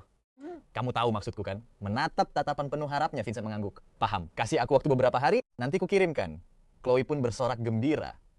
Vincent cuma bisa pasang muka datar, ogah canggung. Kelar kerjaan, Chloe langsung bawa timnya cabut. Keluarga fans sempat maksa dia makan malam bareng, tapi dia nolak halus. Begitu mereka pergi, sekeluarga malah bingung mau makan apa. Maklum, seharian rumah mereka kayak kapal pecah, jadi Susan belum sempat belanja bulanan. Malam ini mereka mutusin buat manjain anak-anak makan enak di luar. Vincent, kamu suka hotpot? Tanya Susan lembut sambil megang tangan cowok itu. Vincent sendiri sebenarnya nggak terbiasa skinship sama orang asing. Dia sempat ragu tapi nggak ngelepasin pegangan itu. Dia emang jarang makan ginian. Terakhir kali cuman pas ulang tahun Leo 2 tahun lalu, waktu temennya itu buka resto hotpot sendiri. Rasa makanannya sih enak tapi harganya mahal nggak ngotak. Kaum elit makna mau sering-sering makan hotpot makanya cuma bertahan 2 bulan terus gulung tikar. Sejak itu dia nggak pernah makan lagi. Kalau gitu kita makan hotpot, sekarang putusan. Di perempatan depan ada tempat hotpot daging sapi yang mantap banget. Banyak segar gila, sahut Natalie. Adek kita kan udah kerja keras hari ini. Manggil desainer pro buat benerin rumah kita. Harus dikasih reward dong. Vincent langsung setuju dan mereka berlima pun jalan bareng ke restoran hotpot itu. Susan terus ngegandeng tangan Vincent sepanjang jalan tanpa dilepas. Vincent ngerasa ibunya hari ini jauh lebih perhatian. Mungkin emang begitulah naluri seorang ibu. Jadi dia biarin aja tangannya digandeng. Pas nyampe meja besar, Arthur langsung nyodorin menu ke Vincent. Pesen sesukamu bro. Vincent malah ngegeser balik menunya ke Natalie. Kakak aja yang pesen. Aku cuma numpang makan kok. Semua orang pun ketawa. Pas Natalie ngeliatin dia, Vincent tiba-tiba ngeluarin sertifikat merah dan amplop tebel dari tasnya, terus dikasih ke Mia.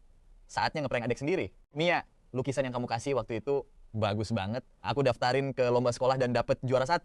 Mia langsung buka sertifikat itu, terpesona sama desainnya yang mewah dan kertasnya yang premium. Wah, cantik banget.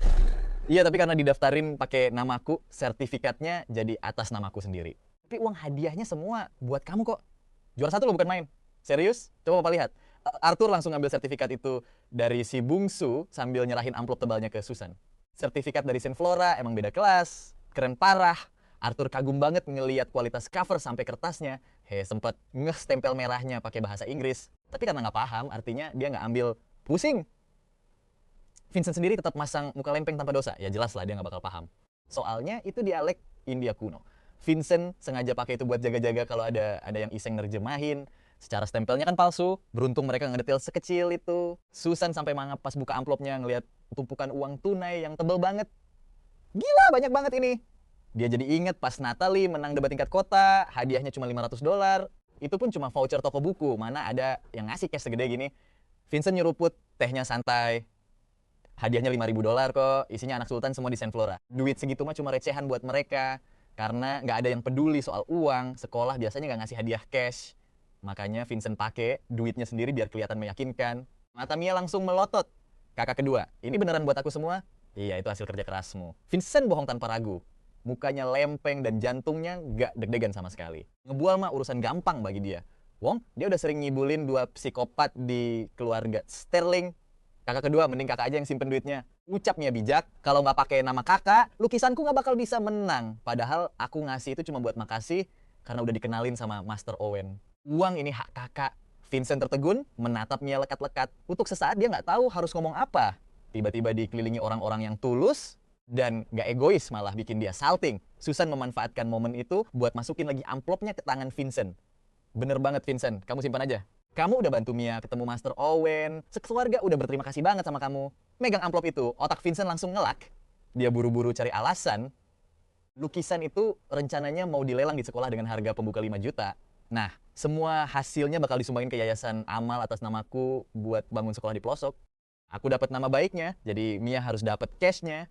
Mia menggelengkan kepala, gak usah kakak kedua, gak penting nama siapa yang tertulis di donasi itu. Bisa tahu kalau lukisanku bantu anak-anak sekolah aja udah bikin aku seneng banget. Karyaku tadinya gak bernilai, tapi kakak yang bikin jadi berharga. Uangnya buat kamu aja, Natalie setuju. Vincent, Mia Banner, kamu yang bikin karyanya jadi berharga. Mau itu 5.000 atau 5 juta, itu murni pencapaianmu. Vincent mengernyitkan dahi, sama sekali gak habis pikir sama jalan pikiran Mia. Kenapa keluarga ini beda banget dari ekspektasinya? Apa mereka nggak paham konsep pertukaran nilai yang adil? $5.000 kan nggak ada hubungannya sama ketenaran. Dia butuh pamornya, mereka butuh duitnya. Harusnya ini jadi transaksi yang adil. Karena kepalanya pusing mikirin itu, Vincent langsung masukin amplop dan sertifikat itu balik ke tasnya. Besok dia bakal beliin Mia celengan buat dijejelin duit tunai ini. Mau nolak pun nggak bakal bisa. Beres makan, Natalie ngajak Vincent jalan-jalan keliling komplek biar makanan cepet turun sekalian PDKT sama lingkungan sekitar. Sedangkan orang tua mereka bawa Mia pulang duluan buat mandi. Pas jam 8 malam, jalanan masih rame dan diterangi lampu toko yang lagi heboh nawarin promo. Sambil jalan santai, Vincent nanya, "Kak, kok kakak masih kelas 12 sih?" Di data keluarga Sterling, umur kakak setahun lebih tua dari aku. Harusnya sekarang udah kuliah kan?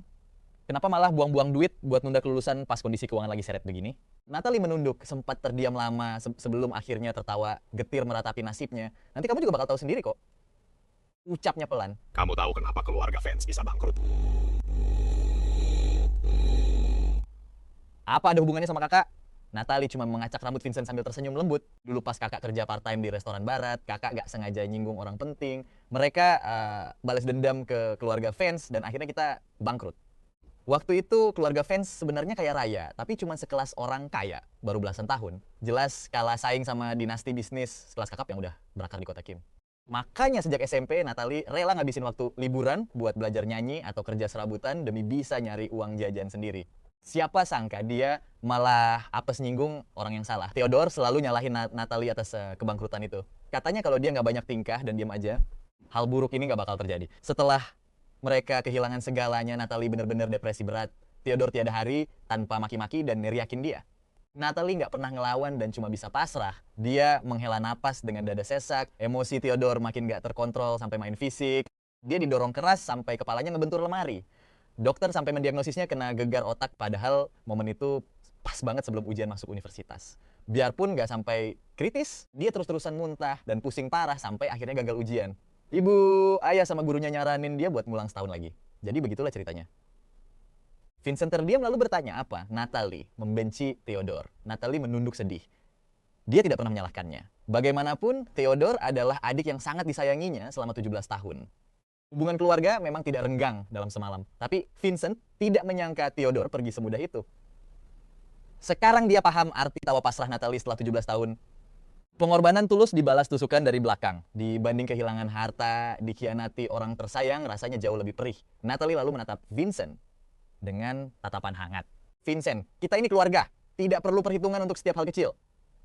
Natalie lalu menebak bahwa sertifikat itu bukan dari sekolah, membuat Vincent langsung tersentak kaget. Kakak bisa bahasa daerah India. Natalie tertawa. Tidak, tapi dia tahu Saint Flora tidak pernah memberi hadiah uang tunai. Vincent bungkam, tidak bisa membantah. Natalie pun melanjutkan. Kakak tidak akan mencampuri keputusanmu, tapi ketahuilah kami tulus berbuat baik bukan karena mengharap imbalan. Kami melakukannya karena kamu adalah bagian dari keluarga. Kakak harap suatu hari kamu juga menganggap kami keluarga. Vincent terdiam lalu mengangguk pelan. Saat melewati toko kelontong, dia mampir untuk membeli sebuah celengan target yang hanya bisa dibuka dengan cara dihancurkan. Natalie menebak niat Vincent tapi tidak melarangnya. Itu untuk adiknya, jadi dia tidak berhak menolak mewakili Mia. Di kedai boba, mereka berdua melipat lembaran $50 satu persatu lalu memasukkannya ke celengan. Jurusan apa yang ingin kakak ambil saat kuliah nanti? Tanya Vincent. Sambil terus melipat lembaran uang, Vincent mendengar Natalie menjawab dengan mantap meski agak ragu. Hukum. Pengacara punya prospek bagus, selalu dibutuhkan masyarakat, dan penghasilannya sangat lumayan. Vincent berhenti melipat lalu menatapnya lekat-lekat. Beberapa detik kemudian, dia menggelengkan kepala dan berkata, sepertinya itu kurang cocok untuk kakak. Aku tidak bisa membayangkan orang selembut kakak berdebat kejam di ruang sidang. Bagaimana kalau pendidikan menjadi guru? Vincent menggelengkan kepalanya, lagi mendengarnya. Murid-muridmu pasti akan menjahilimu. Natalie langsung tertawa lepas. Dia merasa adik barunya ini punya pesona unik yang sangat menggemaskan. Atau mungkin di mata seorang kakak perempuan. Adik laki-lakinya memang terlihat sangat sempurna. Sesampainya di apartemen, Mia tampak asyik mengerjakan pekerjaan rumah di meja belajar barunya yang rapi. Tiba-tiba sebuah celengan porselen diletakkan di samping tangannya. Mia memiringkan kepala, mendongak, lalu melihat senyum di wajah Vincent. Matanya langsung dipenuhi rasa penasaran. Hadiah untukmu, kata Vincent sambil bersandar di dinding. Celengan ini hanya menerima uang masuk, tidak bisa diambil. Aku sudah memasukkan hadiah $5.000 ke dalam. Mulai sekarang, masukkan uang jajan dan angpau milikmu ke sini juga. Jika ada keadaan darurat yang mendesak, kamu boleh memecahkannya. Mia mengerjapkan matanya dengan polos. Darurat seperti apa? Vincent langsung teringat saat Natalie terluka di kepalanya. Misalnya, jika ada anggota keluarga yang terluka parah, uang ini bisa menyelamatkan nyawa mereka. Jadi, simpan baik-baik. Vincent mengusap lembut kepala Mia lalu pergi tanpa sepatah kata pun. Mia menatap celengan babi putih itu, menyadari uang bukan sekadar untuk makan dan pakaian. Benda itu bisa menyelamatkan keluarganya saat krisis. Mia memeluk erat celengan tersebut, lalu menyimpannya di laci, paling dalam di bawah tangga kamarnya. Bertekad untuk menabung sebanyak mungkin. Selesai mandi, Vincent langsung berbaring di kasur bawah dan menarik selimutnya. Ranjang baru itu terasa sangat nyaman. Sensasi tidur di atas papan kayu yang keras kini sirna. Vincent menyalakan kipas angin kecil, duduk bersandar, lalu menelepon Penelope. Begitu panggilan tersambung, terdengar tawa lembut yang begitu merdu. Perintah apa yang dibawa sang Adipati Agung untukku, atau kamu hanya merindukanku dan ingin mengobrol? Meskipun begitu, Penelope sangat memahami Vincent. Namun, karena masa kecilnya yang hampa akan emosi, dia selalu menutup diri dan tidak pernah terang-terangan mengaku bahwa dia merindukannya.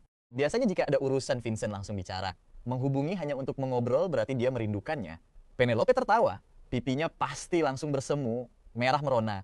Apakah sang Adipati Agung mau bayar 50 sen atau $5? Tarifku hitungan menit.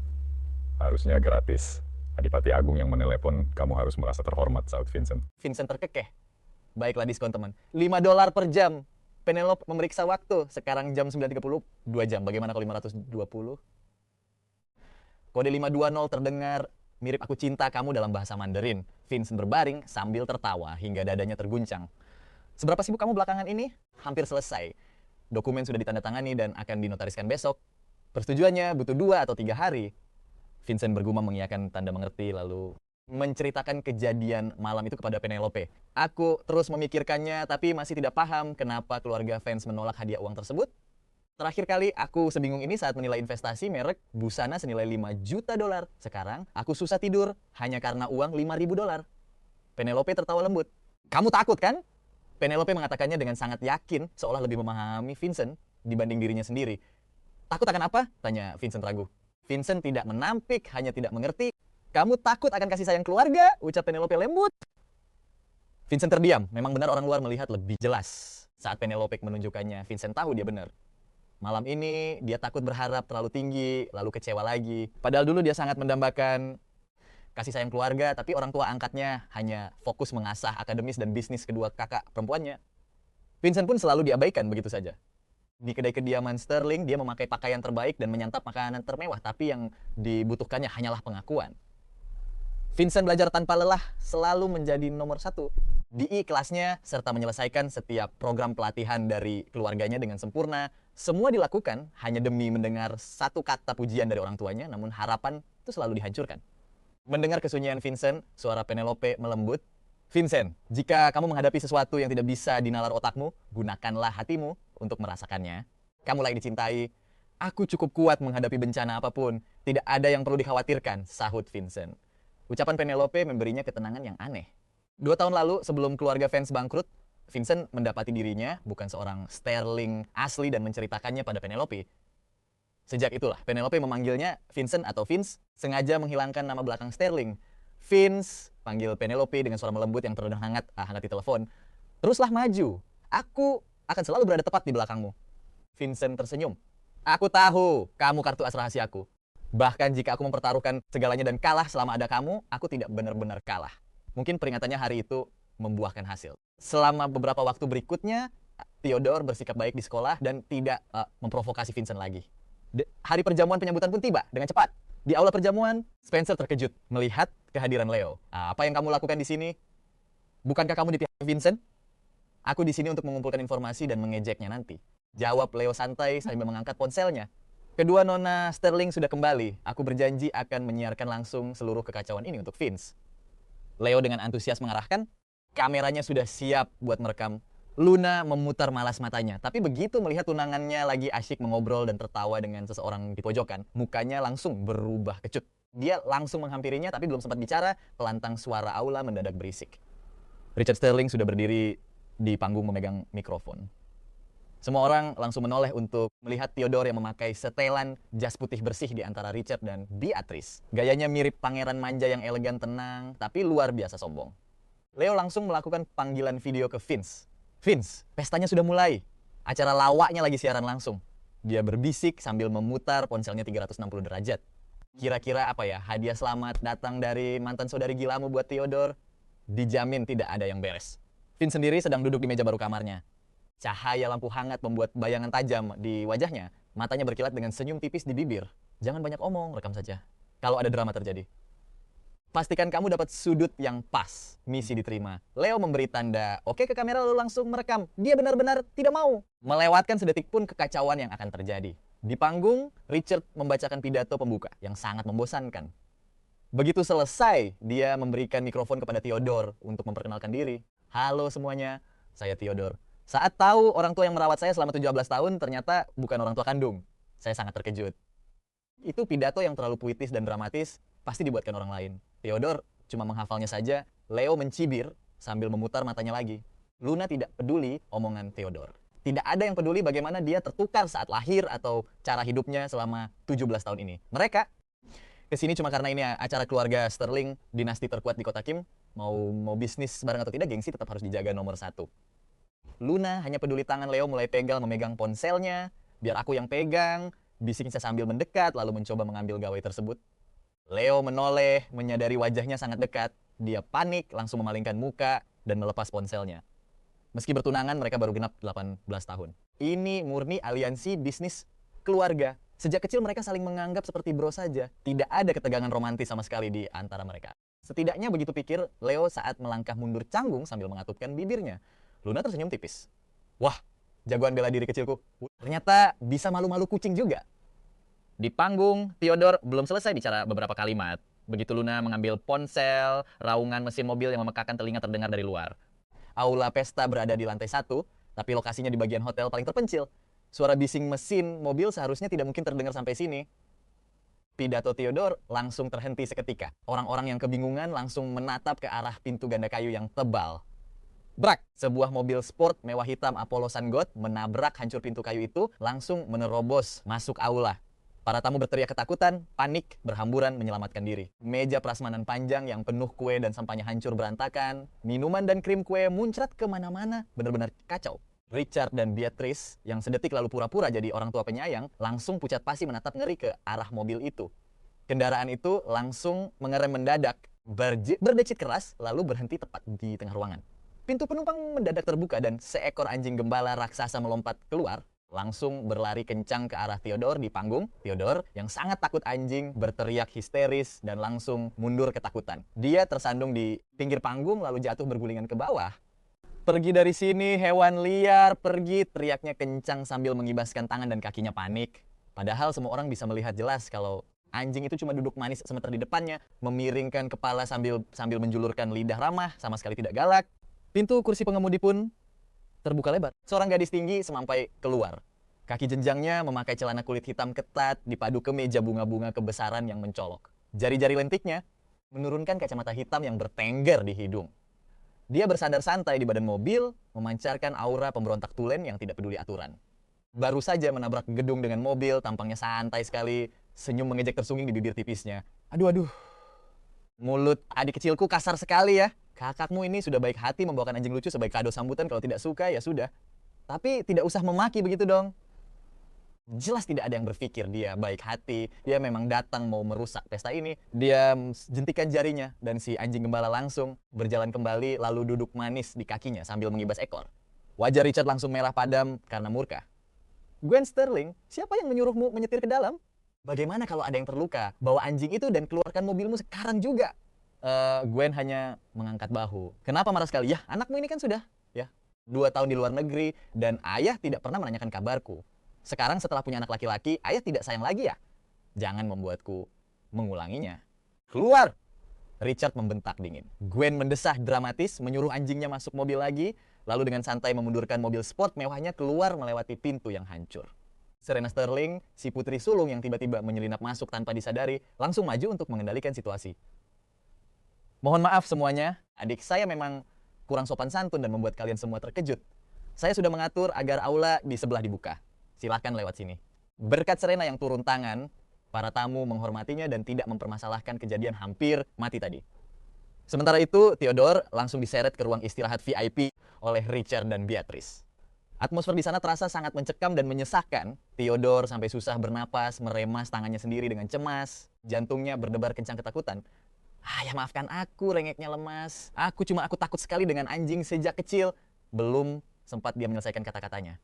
Richard berbalik dan melayangkan tamparan keras. Plak! Theodore terjerembab ke lantai, sudut bibirnya langsung pecah dan berdarah. Dasar anak tidak tahu malu, bentak Richard.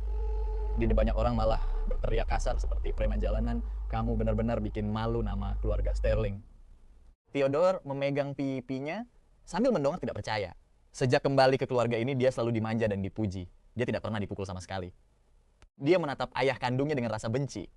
Ayah, jelas-jelas nih gara-gara Kak Gwen yang Richard menamparnya lagi. Kalau tahu kamu sebodoh ini, aku tidak akan pernah membawamu pulang.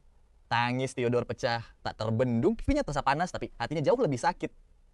Dia nggak paham salahnya apa. Jelas-jelas Gwen yang menabrakkan mobil ke pesta itu. Kenapa malah dia yang digebukin?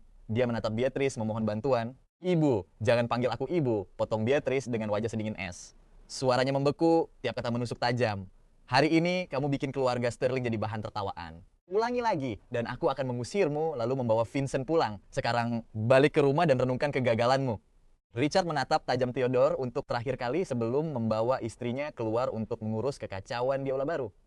Kehabisan energi, Theodore hanya bisa tertawa miris. Tawa itu makin keras, berubah histeris. Pantas saja Vincent pergi tanpa ragu. Dia bahkan nggak mengemas baju, cuma mengambil sebuah ransel berisi kartu identitasnya, lalu keluar dari pintu dalam waktu kurang dari 1 jam. Beatrice mau membawa Vincent kembali. Dia harus lihat dulu apa Vincent sudah pulang. Theodore tertawa sampai sesak napas. Wajahnya mati rasa, dia berdiri menyeka darah dari mulutnya, lalu berjalan keluar lewat pintu belakang seperti zombie. Kasih sayang keluarga? Nggak penting lagi.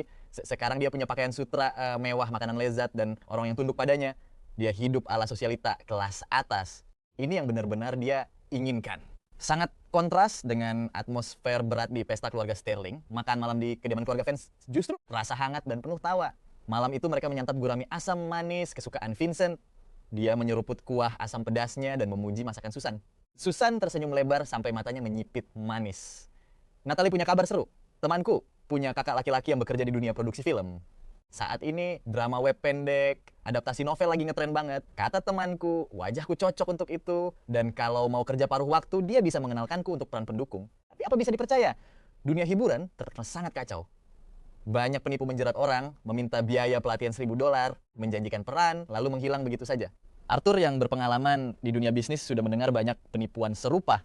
Menjadi aktor drama web itu mirip model lepas. Kerja santai, gaji gede, terdengar mencurigakan buat papa, peringatnya. Natalie juga nggak begitu yakin. Zaman sekarang, penipuan ada di mana-mana. Natalie hanya meminta pendapat mereka. Jika dirasa aman, dia akan ikut audisi. Tapi kalau mereka minta biaya pelatihan, dia bakal langsung putar balik dan pergi. Vincent mendukungnya dan menyarankan untuk mencoba. Dia selalu merasa paras Natalie yang lembut sangat cocok untuk peran pendukung tragis di drama kolosal. Siapa tahu, mungkin dia bakal viral dan direkrut agensi besar. Kalaupun dia gak bisa sukses sendiri, Vincent selalu bisa menggunakan koneksinya di balik layar. Hasilnya bakal tetap sama. Coba saja dulu dukung Vincent, siapa tahu dia bakal suka berakting atau menemukan bakat terpendam. Itu juga memberinya lebih banyak pilihan untuk jurusan kuliahnya nanti. Natalie tersenyum cerah. Baiklah, aku nurut Vincent. Karena besok Sabtu, temani aku ya Vince. Vincent pikir berdiam di rumah bakal membosankan, jadi cari angin segar terdengar seru. Tentu kita pergi setelah makan siang biar kamu bisa bangun siang. Natalie mengacak rambut Vincent, benar-benar memancarkan aura seorang kakak. Oh, hampir lupa. Dia menaruh sumpitnya, berlari ke kamar, lalu kembali membawa map tebal. Dia menyerukannya pada Arthur. RT menginginkan hak komersial lukisan Mia. Aku sudah menyelesaikan negosiasinya. Ini kontrak finalnya. Yah, papa kan wali hukumnya, jadi harus tanda tangan. Arthur membuka kontrak, membacanya teliti. Perusahaan apa, RT?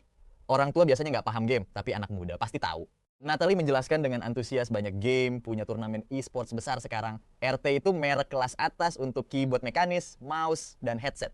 Mereka sponsor resmi kejuaraan nasional dan dunia. Brand ambassador mereka bahkan tim juara dunia tahun lalu. Gamer casual juga menyukainya karena perangkatnya nyaman dipakai, ditambah desain dan warnanya yang trendy serta sangat populer di kalangan anak muda. Bahkan walau banyak orang tua menganggap game buang-buang waktu, mereka tak bisa menampik industri ini sedang naik daun dan sangat menguntungkan. RT ingin berkolaborasi dengan Mia. Ini kehormatan besar, apalagi bakat Mia belum banyak diketahui karena ini bukan lukisan teknis tingkat tinggi dan belum tentu terjual dalam jumlah besar. Mereka membayar biaya lisensi bulanan. Jika mereka memakai karyanya untuk lini produk bulan itu, mereka bayar nominal tetap. Memang tidak seberapa, tapi ini awal yang luar biasa. Arthur selesai membaca, memastikan tak ada celah hukum, lalu menyerahkannya pada Mia untuk ditandatangani. Ini kabar luar biasa, ujarnya gembira. Siapa sangka Mia kecil, kita bakal jadi yang paling sukses. Vincent diam-diam memperhatikan Natalie. Dia hanya melihat kebahagiaan tulus di wajah kakaknya, tanpa rasa iri sedikit pun. Punya saudara perempuan yang lebih sukses bukanlah hal memalukan. Itu adalah kebanggaan bersama bagi keluarga. Tidak perlu ada perbandingan konyol. Selamat atas kolaborasi pertamamu, Mia. Ayo beli boba untuk merayakannya. Vincent mengacak rambut adiknya. Mau kue kecil juga? Mau. Kontrak tidak membuat Mia tersentuh, tapi boba dan kue adalah sumber kebahagiaan sejati baginya. Biar aku yang pergi membelinya. Vincent menyimpan kontrak itu dan membawa sampah dapur untuk dibuang di jalan. Aku ikut. Natalie mengikutinya keluar. Mereka berdua membuang sampah, lalu berjalan santai ke kedai boba.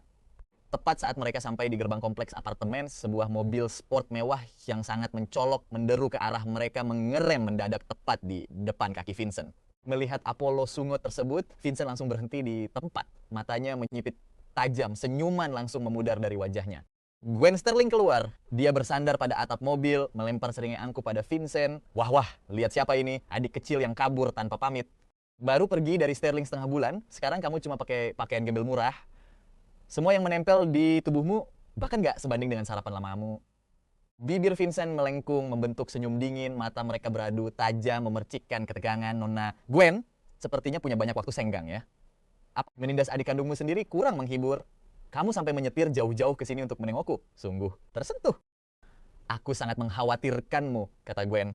Meski nadanya tidak mengandung ketulusan sedikit pun. Dia berjalan memutari depan mobil dengan langkah penuh keangkuhan. Sudah, setahun lebih tidak bertemu. Aku membawakanmu hadiah. Dia membuka pintu penumpang. Seekor anjing gembala besar melompat keluar seolah mengenali majikan aslinya.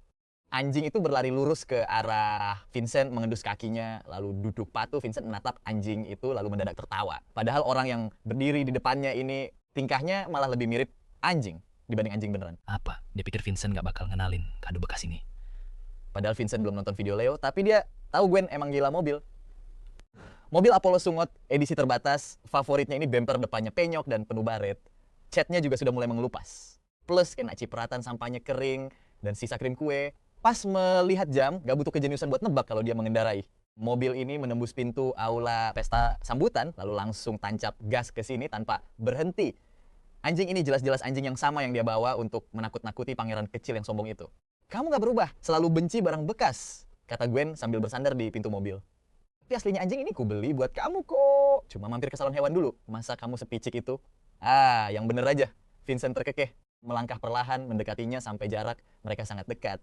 Vincent menatap tajam matanya. Kado pilihanmu buruk banget. Kamu kan tahu betul aku benci anjing. Vincent gak memperjelas apa dia sedang membicarakan hewan di kakinya atau orang di depannya.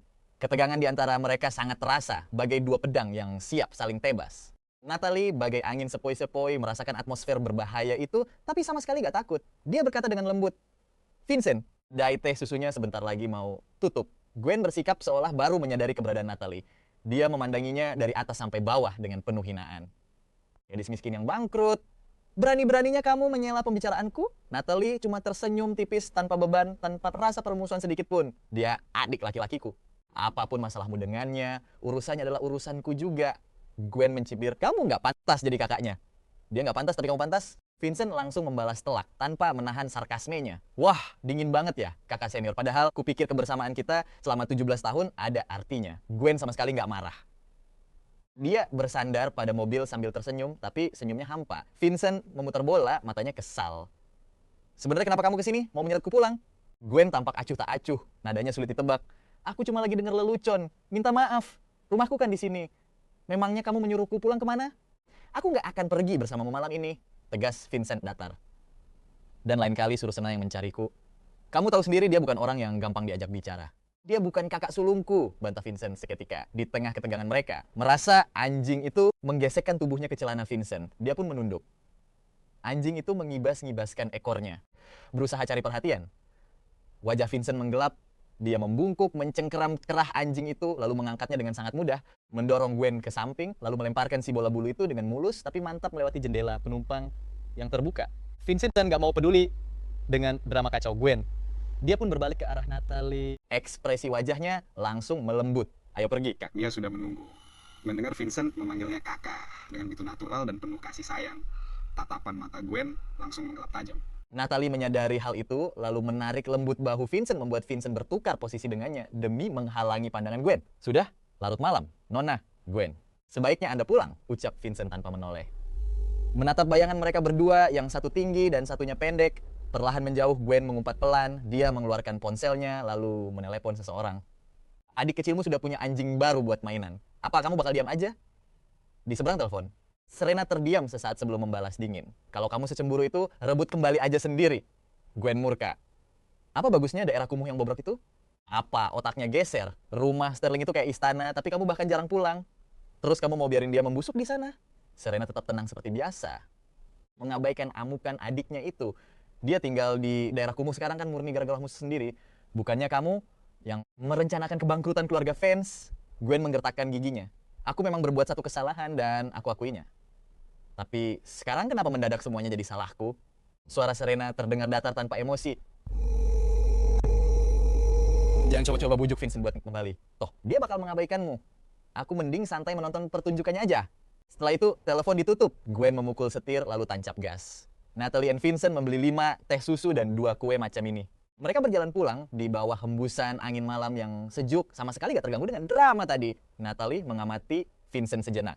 Setelah berpikir, dia berkata santai. Sepertinya nona kedua Sterling sebenarnya cukup peduli padamu. Vincent menghentikan langkahnya lalu tertawa.